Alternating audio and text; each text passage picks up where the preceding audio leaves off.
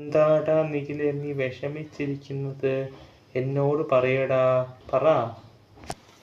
ഒന്നുമില്ലടാ, ഞാൻ വെറുതെ ഇരുന്നാ.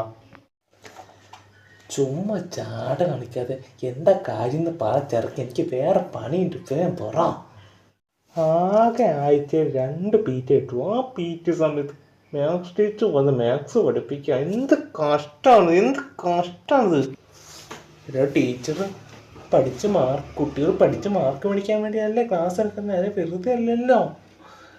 നിനക്ക് ടീച്ചർമാർ പഠിപ്പിക്കുന്നത് നമുക്ക് നല്ലതിന് വേണ്ടിയല്ലേ, നീ അതെന്താ ഓർക്കാത്തത്? നീ പഠിപ്പില്ലേ, അപ്പം നീ ഇങ്ങനെയൊക്കെ പറയുമെന്ന് എനിക്കറിയാം. നിന്റെ ഉപദേശം എനിക്ക് ആവശ്യം കേട്ടോ.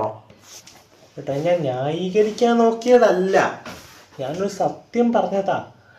നിനക്ക് ഇഷ്ടപ്പെട്ടില്ലെങ്കിൽ ഞാനൊന്നും പറഞ്ഞിട്ടില്ല, നീ ഒന്നും കേട്ടില്ല. ഓക്കെ, പ്രശ്നമൊന്നുമില്ല. ഓക്കെ, നീ നിന്റെ പണി നോക്കിപ്പോ, ഞാൻ എൻ്റെ പണി നോക്കിപ്പോ.